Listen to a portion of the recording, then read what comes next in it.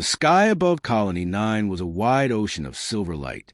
Stars glittered in the endless black, some sharp like blades, others soft like fading fireflies. The colony itself was small, a cluster of metal domes pressed together, their walls humming faintly with the life support systems that kept the settlers alive. Beyond those walls stretched a wilderness that was beautiful and deadly at the same time, mountains lined with glowing veins of crystal, forests of black trees that whispered in the wind, and creatures whose eyes glowed whenever they moved in the shadows. On the top of one dome sat a boy named Elias. He was small for his age, his legs swinging freely over the edge as if he was daring gravity to take him. His eyes never stopped searching the horizon, restless and curious. Beside him sat a girl who was a little older, with dark hair that spilled across her shoulders. Her name was Lyra. She had been brought to the colony years earlier after her parents vanished on a supply mission.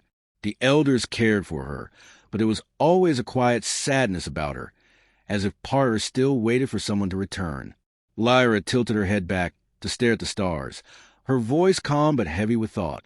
"Do you ever wonder what's out there waiting for us?" she asked. Elias frowned, remembering all the warnings he had heard since he was little. The elders had drilled them into every child. Do not wander beyond the walls. Do not trust the silence of the stars. Do not believe the galaxy is kind. Danger, he finally said. That's what the elders say. Out there is only danger.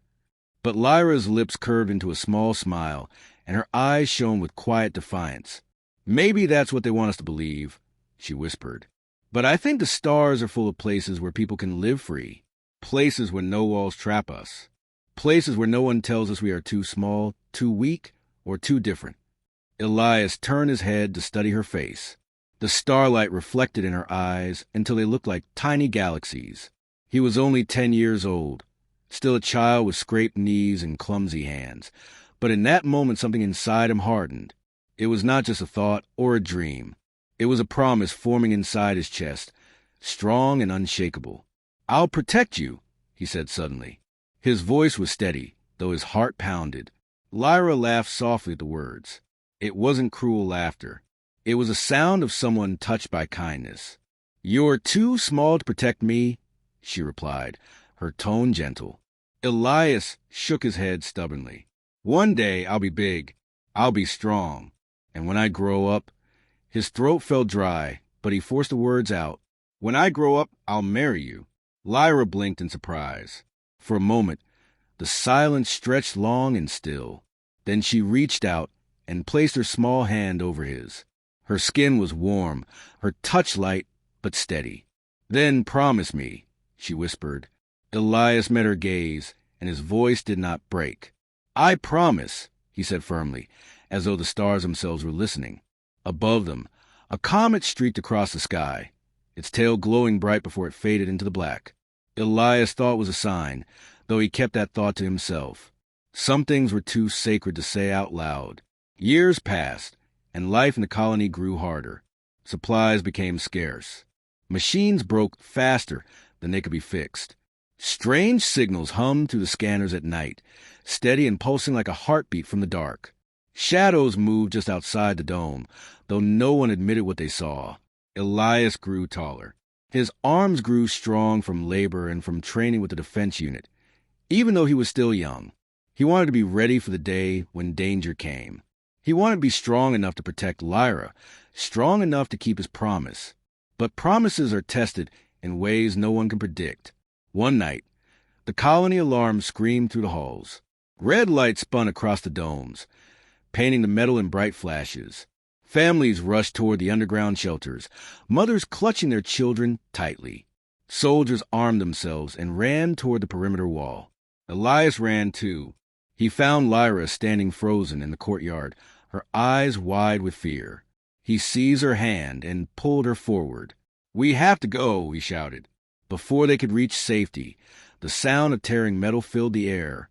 The outer wall cracked open, and from the smoke stepped a figure that did not belong to any human world.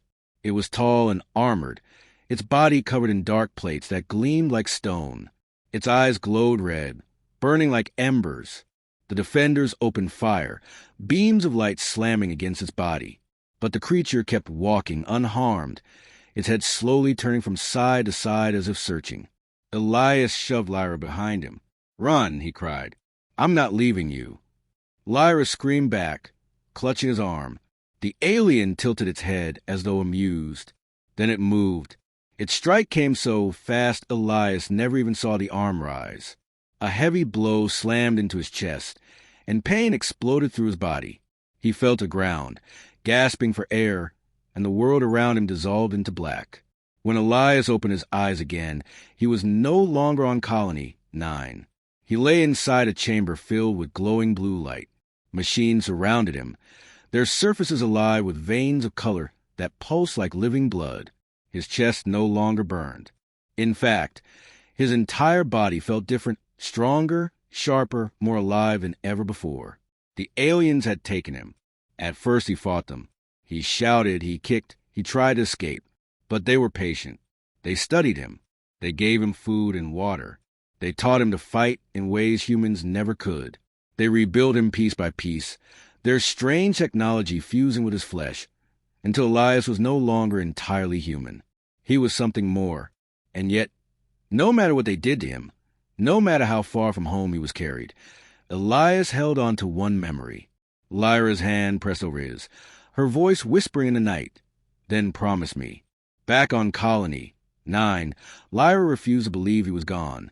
The elders told her Elias had been lost during the attack, but she never accepted it.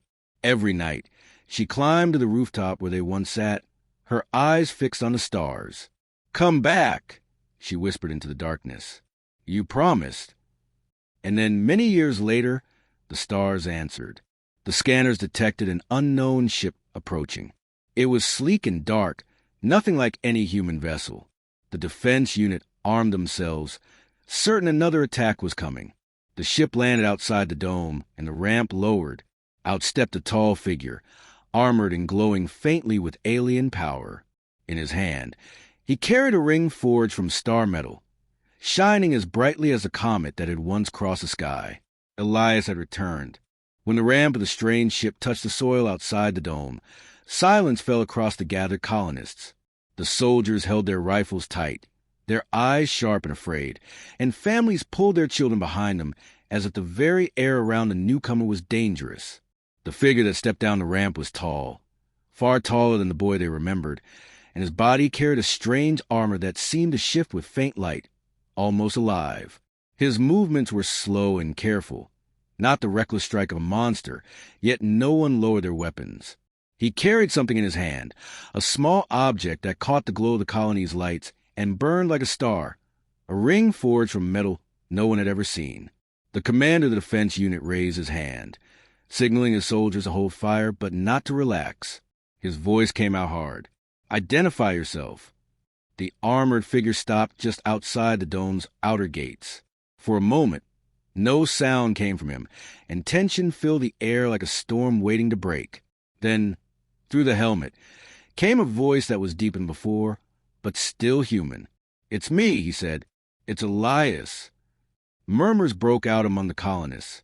Some shook their heads, whispering that it was a trick, that no one taken by the aliens could ever return the same. Others froze in disbelief, remembering the boy who had vanished years ago. The commander narrowed his eyes. "Elias is dead. We buried him in memory long ago. Whatever you are not him." The figure's head turned, scanning the crowd until his gaze stopped. There she was. Lyra stood behind the line of soldiers, her face pale and her hands trembling. Her eyes locked on him, wide with shock and disbelief. She whispered his name, barely loud enough to hear. "Elias." The sound of her voice cut through him like a blade, and yet healed him at the same time. Slowly, he lifted the ring in his hand. "I promised," he said, his voice shaking for the first time. Lyra stepped forward before the commander could stop her. Her feet carried her closer to the armored figure, ignoring the rifles now aimed at both of them. The crowd gasped. She stood only a few steps away, staring at the tall figure who was both familiar and strange. She could see his eyes now through the faint glow of the visor, and they were the same eyes she remembered from the rooftop all those years ago. "It is you," she whispered. "I knew you would come back." The commander barked an order, and soldiers rushed forward, pulling her back. "Don't touch him," the commander snapped. "You don't know what he is. He could be a weapon, a spy, anything." Lyra struggled against the grip of the soldiers, her voice rising in anger. "He is Elias. He came back. He kept his promise." But the soldiers dragged her away, and the gates sealed shut between them. Elias stood still, his armored hands tightening at his sides. He could feel the fear around him like a wall taller than the dome itself. To them, he was not the boy who had once played on rooftops and laughed in the glow of starlight. To them, he was a stranger, half alien, half human, something unnatural. The people he had sworn to protect now looked at him with suspicion in their eyes. The commander raised his rifle, aiming directly at Elias. "Leave," he ordered. "Whatever you were, that boy is gone. If you try to enter this colony, we will destroy you." The soldiers followed his lead, rifles lifting in unison, their fingers hovering over the triggers. For a moment, Elias felt the weight of choice pressing down on him. He could fight them. He could force his way through the gates. The power that hummed within his body was more than enough to tear down their weapons like paper. But he saw the fear in their eyes, and he remembered Lyra's face. If he hurt them, she would never forgive him. Slowly, Elias lowered the ring, placing it gently against the ground. His voice carried across the field, steady and calm. "I came back for her. Not to fight, not to harm. When you are ready to see me for who I am, I will return." He turned without another word, walked back up the ramp of his ship, and vanished inside. The vessel lifted smoothly into the sky, leaving the colonists in uneasy silence. That night, the colony was restless. People argued in the halls. Some called him a savior, a child who had survived the unthinkable and returned stronger. Others called him a threat, convinced the aliens had sent him as a weapon. But Lyra sat alone on the rooftop, the same place where she and Elias had made their promise. Her hands shook as she remembered his eyes behind the armor. No matter what the others said, she knew it was him, far above the planet. Elias sat in the cockpit of his ship, staring down at the lights of Colony 9, his hands curled tightly around the controls. He had returned with a promise in his heart, but the world he had once called home no longer trusted him. He would not force them to accept him, but neither would he give up.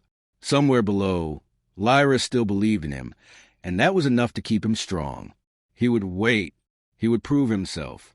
And when the time came, he would place the ring into her hand, as he had always vowed. But deep in the wilderness beyond the colony walls, something else was watching. Shadows moved beneath the trees, and glowing eyes blinked in the dark. The same creatures that had once taken him were still out there, restless, searching, and not all of them wished for peace. The days after Elias's return were filled with uneasy silence. The colony carried on with its routine, children walking to lessons, workers repairing the water pumps, guards standing watch at the gates. But beneath every normal sound was a heavy undercurrent of fear.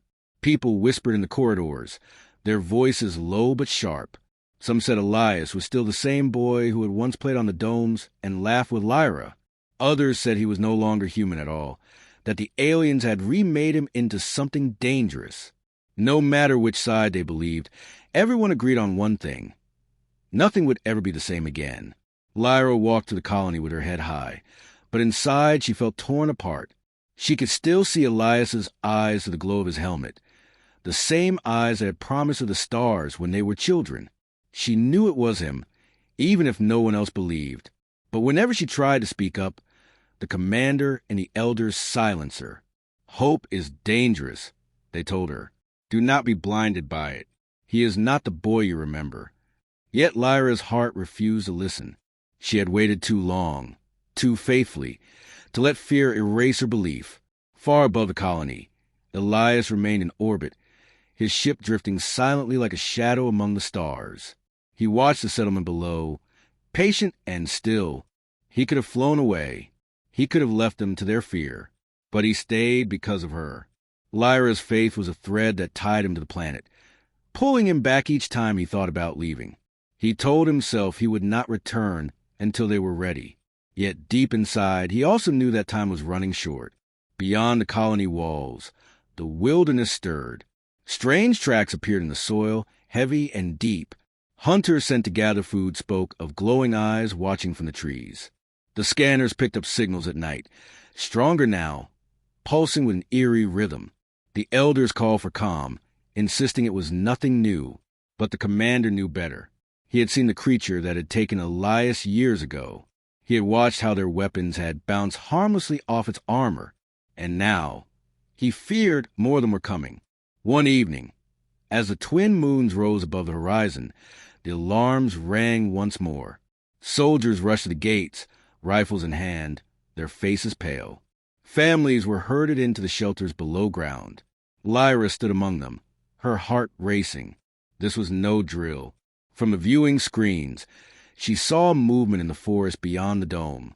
Tall shapes moved between the black trees, their glowing eyes like a sea of embers. One creature had been terrifying enough, but this time there were many. The creatures emerged from the trees, their bodies towering and armored, their movements fast and precise. They did not roar or shout. They came in silence, their weapons glowing with strange light. The defenders opened fire, beams streaking across the night sky, but the blasts only slowed the creatures, never stopping them. Panic spread through the colony. Doors slammed shut. Children cried. Soldiers shouted orders that were lost in the chaos. And then, as the gates began to buckle under the force of the attack, a second ship appeared above the colony. Unlike the dark, shifting vessels of the creatures, this one was sleek, smooth, and silent. It hovered for a moment before landing just beyond the walls. The ramp opened, and Elias stepped out once more. His armor gleamed under the moons, and his presence seemed to draw all eyes. For a brief second, fear gripped the defenders. Some turned their rifles toward him, unsure if he was friend or foe. But before anyone could act, Elias moved with speed none of them had ever seen. His body blurred, faster than any human could run. He slammed into the nearest creature, his strike tearing through its armor where the soldiers' weapons had failed. Sparks flew as the alien fell, its glowing eyes dimming to darkness. Gasps echoed across the walls. The soldiers froze, stunned, as Elias turned toward the next creature. He moved like a storm, every strike precise, every motion powerful. The creatures fought back, their glowing weapons slashing at him. But Elias blocked each blow with movements too sharp to follow. His body was more than flesh now. It was a fusion of human spirit and alien strength, and it was unstoppable. From the shelter screens, the colonists watched in awe. Children pressed their faces to glass, their fear replaced by wonder. Even the commander, who had once sworn Elias was no longer human, stood silent, his rifle hanging useless in his hands. For the first time, the colony saw Elias not as a threat, but as their protector. When the last creature fell, the battlefield grew quiet. Smoke drifted across the ground, glowing faintly where alien weapons had scorched the soil. Elias stood in the center, his chest rising and falling, his hands still glowing with energy. Slowly, he turned back toward the colony. His helmet was cracked from the fight, and through the broken glass his eyes were clear and human. He raised his voice, loud enough for all to hear. "I am still Elias. I came back to protect you, not to harm you. Believe me or don't, but I will not stop keeping my promise." Lyra's hands trembled as tears filled her eyes. She pressed her palm to the glass of the shelter window, wishing she could run to him. Around her, colonists whispered in shock. Some looked ashamed. Others looked hopeful. But none could deny what they had seen with their own eyes. Elias had saved them when no one else could. The commander stepped forward at last, his face grim. He did not lower his weapon, but his voice was softer than before. "If you are truly Elias," he said, "then perhaps we were wrong to fear you. But you must prove more than strength. You must show us that your heart is still human." Elias nodded, his gaze fixed on Lyra, who was watching him through the glass. "My heart," he said quietly, "has always been human, and it always belongs here." But even as he spoke, far beyond the forest, a new signal echoed to the night sky. Stronger, closer, more powerful than before. The first wave had been only a test. The real storm was coming. The colony was alive with noise and fear in the hours after the attack. The streets were filled with people speaking in rushed voices, some shouting in relief, others arguing with anger. Families huddled together, whispering about the fight they had just witnessed. The soldiers gathered in silence, their eyes fixed on the battlefield outside the walls where the bodies of the fallen creatures still lay smoking. No one could deny what they had seen. Elias had fought like no human ever could, and he had done it to protect them. Yet even with victory, fear clung to the colony like a shadow. If one small wave of creatures had been strong enough to nearly break through the gates, what would happen when the rest of them arrived? Lyra walked quickly through the crowded halls, pushing past people who argued about whether Elias was savior or threat. She didn't care about their words. All she could see was him, standing outside the gates, his eyes shining through the cracked glass of his helmet. The moment the shelters released their locks, she ran to the surface. When she reached the outer gates, she stopped. He was still there, standing motionless among the ruined ground where the aliens had fallen. The light of the moons glinted against his armor. For a moment, she simply stared at him, afraid that if she blinked, he might vanish again as he had all those years ago. "Elias," she whispered. He turned, and even from a distance she could see the way his posture softened at the sound of her voice. She stepped closer until the gate's thick barrier separated them. "I knew it was you. I never stopped believing." His hand lifted slowly, palm pressed against the glass. Without hesitation, she mirrored him, her own hand resting over his. The glass was cold, but the moment felt warm. Behind her, footsteps approached. The commander arrived with a group of soldiers, his rifle still slung across his chest. His face was unreadable, but his tone carried a weight of decision. "Elias," he said firmly, "you saved us tonight. That cannot be denied. But we have no time to celebrate. Scouts report more movement in the forests. Hundreds of them. This was only the beginning." Elias lowered his hand from the glass, his jaw tightening. "I know," he said. "They are coming. I can feel it." The commander frowned. "Feel it?" Elias nodded. "When they rebuilt me, they left their mark inside me. I can sense their signals, their movements. They will not stop until they have what they want." "What do they want?" Lyra asked, her voice quiet but sharp. Elias turned his gaze back toward the dark forest, where the trees swayed though there was no wind. "Me," he answered. "They came for me before, and now they want me again. To them, I am unfinished work, a tool they made but did not fully control. They want to reclaim me." The soldiers exchanged nervous glances. If what he said was true, then every life in the colony was in danger simply because Elias stood among them. The commander's voice hardened. "If that is true, then staying here puts all of us at risk." The word stung, and Lyra spun toward him angrily. "You cannot mean to send him away after what he just did for us. Without him, the colony would already be gone." But the commander did not back down. And without him, perhaps they would not have come at all. Elias lifted his hand, silencing them both. His voice was calm, but carried steel beneath it. "I will not abandon this place. You are my people, my home, and I swore an oath long ago that I would protect you, no matter what. If they want me, then they will have to come through me, and if they come through me, they will never leave alive."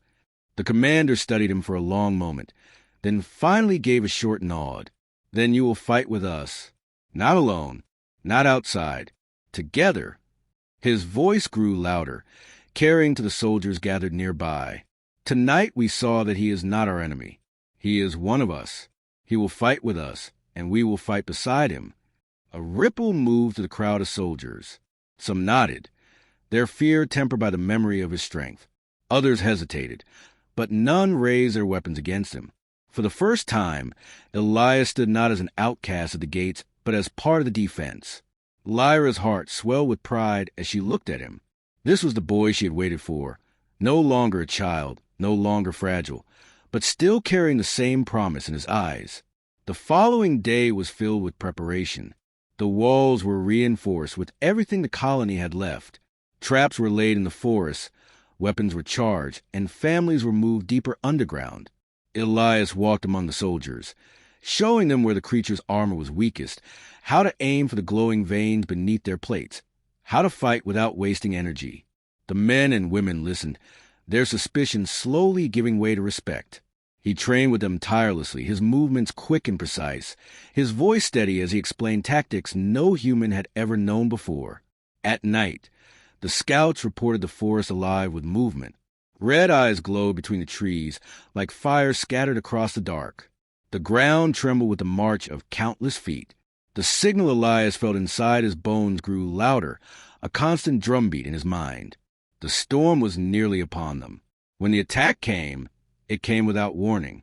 The creatures surged from the forest in waves, their glowing weapons lighting up the night. The colony walls shook on the first strike, metal groaning as if ready to shatter. Soldiers fired from the battlements, beams cutting through the darkness. Elias stood at the front lines, his body glowing with energy as he met the attackers head-on.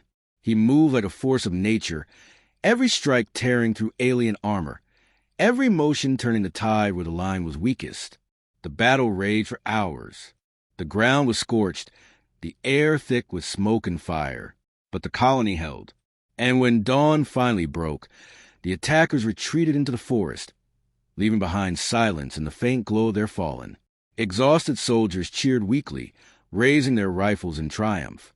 Children emerged from the shelters, their eyes wide with awe as they looked at Elias standing tall among the ruins. He was no longer just a boy who had returned. He was their defender, their shield against the storm. For the first time, hope burned inside the colony brighter than fear. Yet even as they celebrated, Elias stood still, his eyes fixed on the forest. He knew this was not the end. The enemy had tested them again, and though they had survived, the true battle had not yet begun. Somewhere out there, something far greater waited, watching, preparing. And when it came, it would not only test his strength, but also his humanity. The colony was quiet after the battle, but it was not the silence of peace. It was a silence of exhaustion, of fear hiding beneath tired relief. Fire still smoldered outside the gates where alien bodies lay broken, their glowing veins slowly fading to black. Inside, soldiers dragged wounded comrades to the medics, their faces pale with fatigue.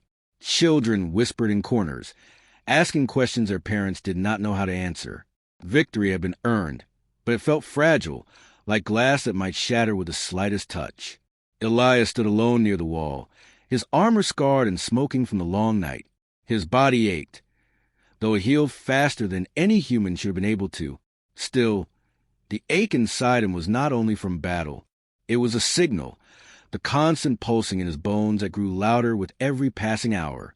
He could feel something vast and patient moving in the dark beyond the forest, something far greater than the creatures they had fought. He knew the truth before anyone spoke it. The real enemy had not yet arrived. Lyra found him there, staring into the trees as dawn painted the horizon in pale gold. She placed her hand on his arm, the warmth of her touch grounding him. "You saved them," she said softly. "You saved all of us." He shook his head slowly. "Not yet. That was only another test. The ones we fought were hunters, soldiers at most. The ones who made me, they are still coming." Her brow furrowed as fear flickered across her face. "What do they want?" Elias hesitated, the answer heavy on his tongue. At last he whispered, "They want me."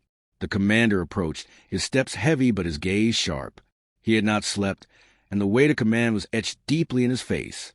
"Is that true?" he asked. Elias nodded once. "I was their experiment. They changed me, rebuilt me, but I broke free before they finished.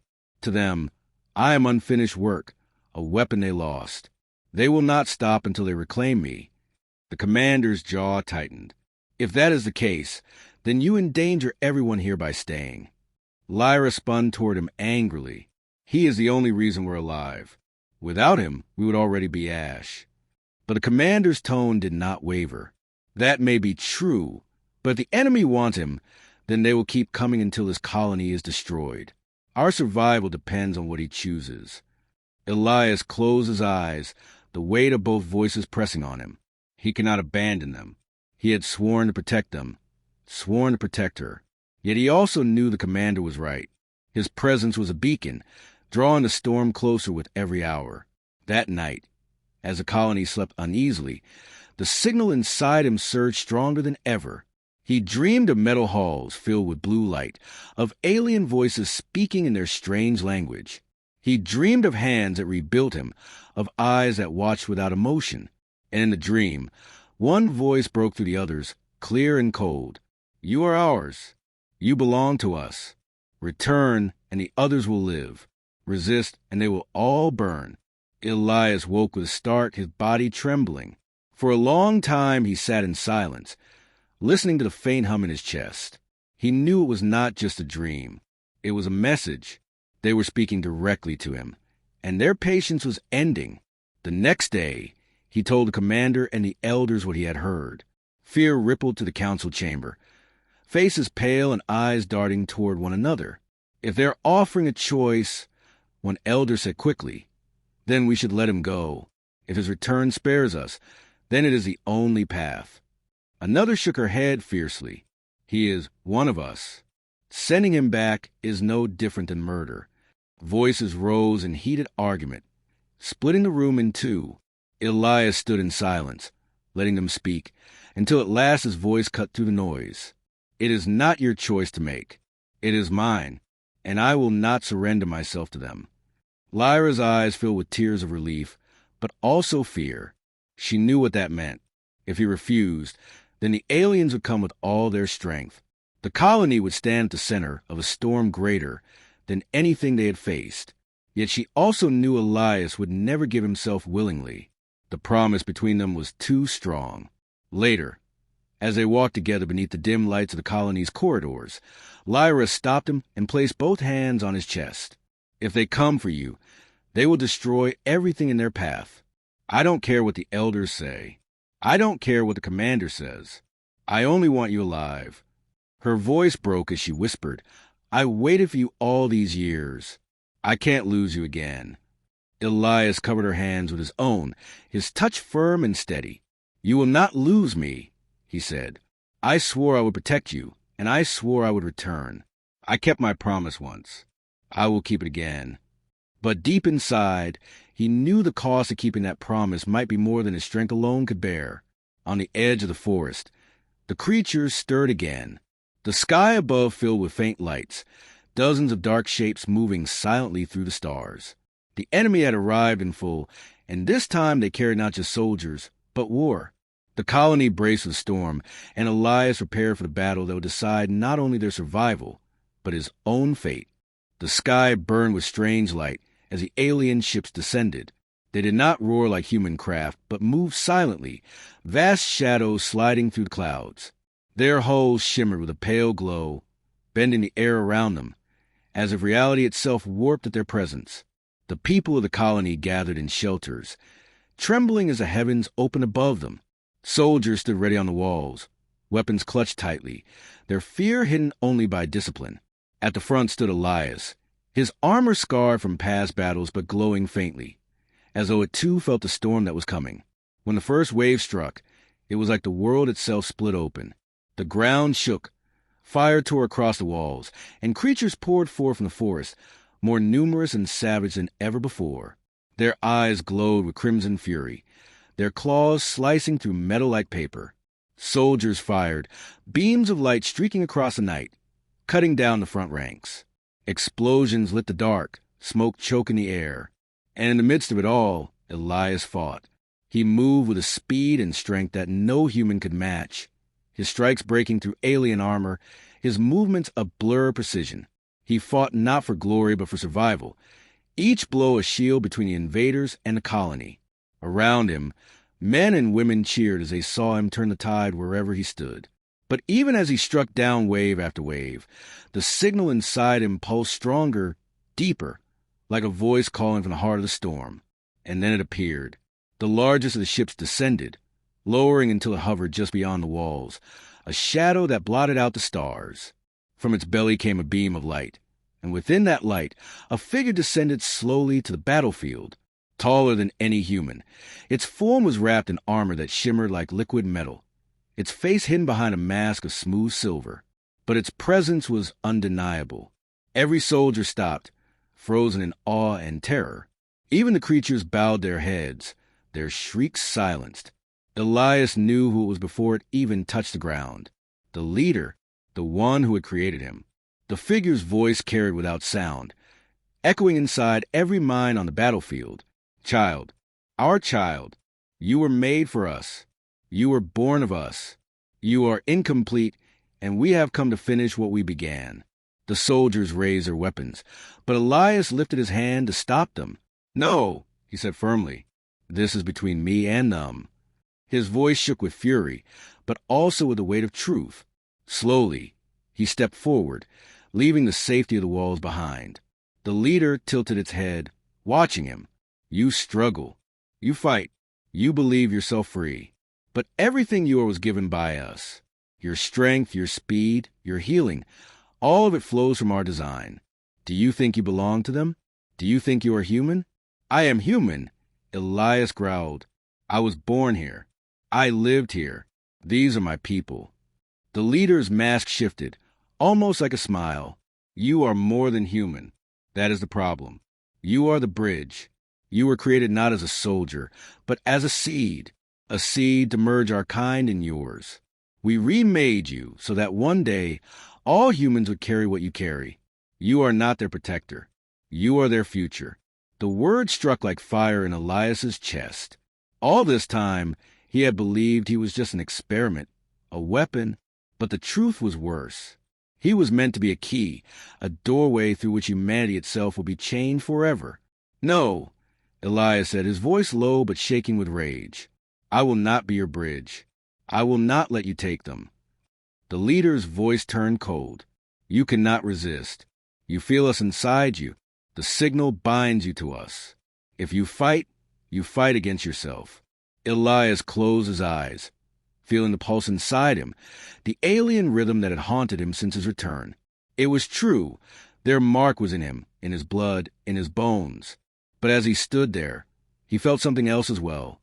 A different rhythm, softer but stronger. The voices of the colony behind him. The memory of his promise to Lyra. The years he had lost, the boy he once was, the man he had become. When he opened his eyes, they burned with light brighter than ever before. You gave me strength, he said, but you did not give me my heart. You did not give me my promise. That belongs to me and to her. He launched forward, faster than he had ever moved. The battlefield exploded in chaos. Soldiers roared and fired. Creatures shrieked, and Elias met the alien leader head-on. Their clash shook the ground, sparks and light bursting with every strike. The leader's power was immense, each blow heavy enough to shatter steel, but Elias did not fall. He matched every strike. His was stronger than the pain, his heart louder than the signal. As they fought, the leader's voice grew sharper, desperate. You are ours. You cannot escape what you are. But Elias roared back, his fist driving through the leader's armor, tearing open the mask. Behind it was not a monster, but a face both alien and strangely human, pale and angular, eyes glowing with cold fire. For a heartbeat, Elias saw the truth. They were not so different. Perhaps that was why they had chosen him. The leader staggered, its voice breaking. Without us, you are nothing. Elias stood tall, breathing hard, blood and light dripping from his wounds. Without you, he said, I am free. With one final strike, he drove the leader to the ground. The battlefield erupted in light, the creatures howling as their master fell. Some fled into forest, others collapsed lifeless where they stood. The massive ship above shuddered, its glow flickering. The tide had broken, but Elias did not cheer. He stood over the fallen leader, his body trembling with exhaustion, his chest still burning with the alien signal. The battle was won, but deep inside, he knew this was not the end. The truth he had learned would haunt him forever. He was not just a weapon. He was not just a boy who had returned. He was something more, something dangerous, and the choice of what to become was still ahead of him. The battlefield lay silent after the storm. Smoke rose from broken ground, the bodies of fallen creatures glowing faintly as their life force drained into the earth. The great alien ship hovered unsteady in the sky, its lights flickering like a dying star. Slowly, it began to retreat, rising higher and higher until it vanished into clouds, leaving only silence behind. The colony's walls stood scorched and battered, but still standing. Against all odds, they had survived. Soldiers staggered back into formation, weapons lowering. Some dropped to their knees in exhaustion. Others raised trembling arms in victory. From the shelters, families emerged, their eyes wide as they looked upon the ruined battlefield. For the first time, hope filled the air instead of fear. They had seen Elias fight. They had seen him defeat the leader itself. To them, he was no longer a mystery or a danger. He was their savior. Lyra ran through the wreckage, searching until she found him. Elias stood near the fallen leader, his body bent with fatigue, his armor cracked and glowing faintly from within. Blood mixed with light seeped from his wounds, but he still stood tall, his chest rising and falling heavily. When he saw her, his posture softened, and for a moment he looked not like a weapon, not like a savior, but like the boy she had once known. She threw her arms around him, holding him tightly. "You did it," she whispered, her voice shaking with relief and tears. "You saved us. You came back to me." His arms wrapped around her gently, and for the first time since his return, he allowed himself to rest in her embrace.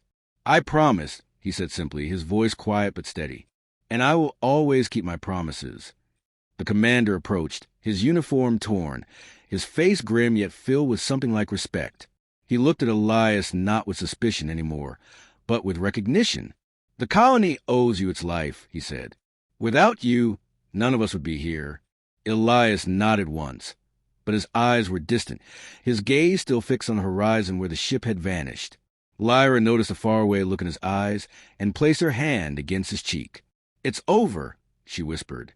But Elias shook his head slowly. "No, this was not the end. The leader has fallen, but they will return. I feel it inside me.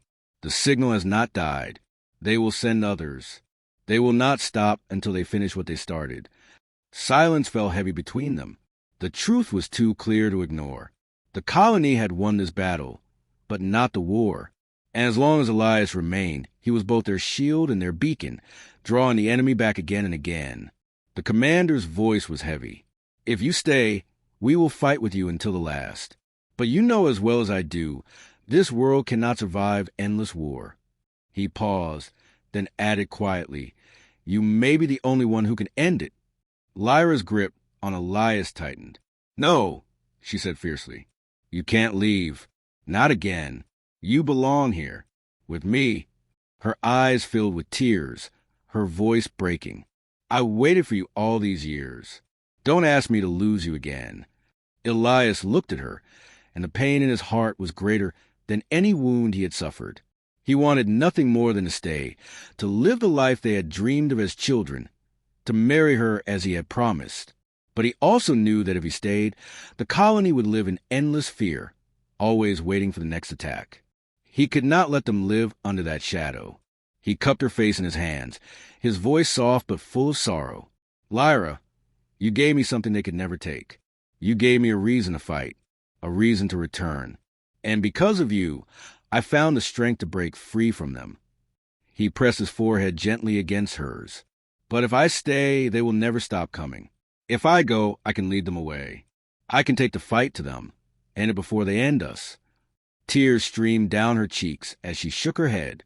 "You promised me forever." "And I meant it," he whispered. "Forever doesn't always mean being here. Sometimes it means protecting you, even from far away." The soldiers gathered around them, silent, watching as Elias made his choice. The commander bowed his head, recognizing the sacrifice. Lyra clung to him one last time, her sobs muffled against his chest. "Come back to me," she begged. "Promise me you'll come back." Elias kissed her forehead, his voice steady though his heart trembled. "I promise." And then he stepped away, walking toward the edge of the battlefield where the alien leader's body lay broken. With each step, the glow in his veins grew brighter, his form becoming less human and more like the energy he had always carried within. He turned once, looking back at Lyra, memorizing her face, her eyes, her tears. And then, without another word, he leapt skyward, a streak of light rising into the heavens, following the retreating ship into the endless dark. The colony watched in silence, some in awe, others in grief. Lyra stood frozen, her hand over her heart, whispering the words she had once told a little boy so long ago, "I will wait for you." And somewhere among the stars, Elias carried that promise with him, not as a chain but as a strength. He was no longer just their weapon, no longer just their shield. He was their hope, their bridge, their future. And as long as he lived, he would fight not because the aliens had made him to fight, but because he had chosen to, because he was human, because he had promised.